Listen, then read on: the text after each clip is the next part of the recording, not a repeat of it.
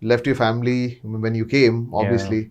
Any regrets, anything, or how do your family take it? Have you ever felt that, gosh, I need to go back to my family to either support my family or that calling the responsibility that you feel as a child to your family, to your parents, to your siblings, being the oldest in the Mm. family, Yeah. oldest sibling. Yeah.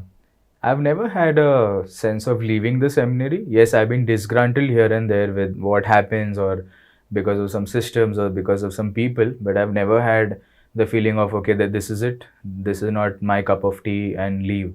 And I think a great support, or the pioneers for my vocation, or the people initially who actually pushed me or formed me, were my family members, because of their sacrifice that they did. And they always downplay their role in our vocation.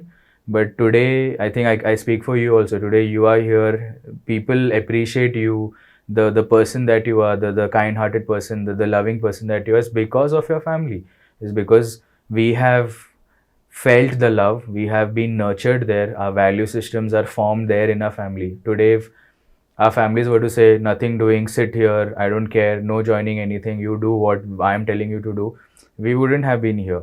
So though they always say that, your sacrifice is much greater, you have sacrificed your family and so many other things, your job and this and that, but I personally don't feel that I have sacrificed so much as compared to them.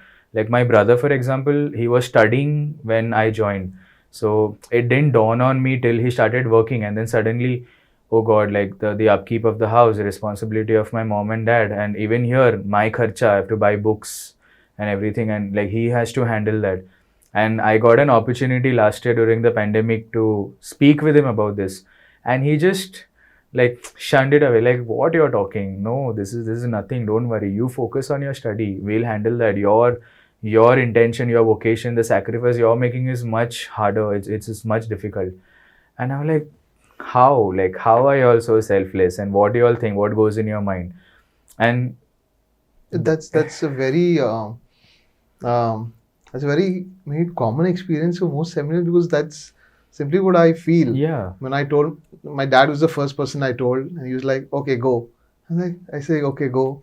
Then I told my mom. In fact, I was scared to tell my mom because I was not very sure, whether she'll be happy or sad. So I told my dad, "You tell her secretly." Next day on the breakfast table, because we were sitting together and having breakfast, my dad says, "So Rolin wants to join the seminary." And initially, I remember once mom cried also, but Oh. she was like, no, no. And one day she comes back from mass and she says, okay, you can go. Like, what changed? You're like, the last night you were like, you can't go. Saying when I was, she committedly goes for that 6 a.m. mass in the morning. And she told me, when I was praying after mass, I felt God tell me that I gave my son, can't you give yours? But so she feels that she's done the greater sacrifice of, giving me, which is, I mean, I've done the greater sacrifice by going, but she's done the greater sacrifice by, I was supposed to be taking care of them. I was supposed to be there. Even when I left, even on the day I came, my sister was like, don't go. Hmm. But I still came. And now that she's married, she's still taking that responsibility so beautifully. And it's their sacrifice, it's her sacrifice that, makes me comfortable over here, because I know that she's there. Yeah.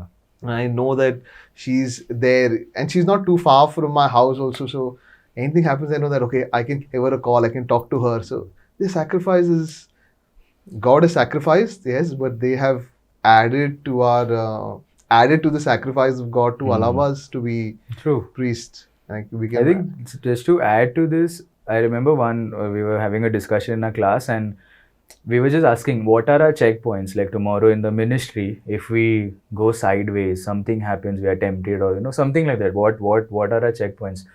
And one of my batchmates just said, just remember your mom. Like, would you want her to cry? For the sake of your mom's tears, don't go anywhere. Don't sidetrack. And that just, I think all of us was like hit.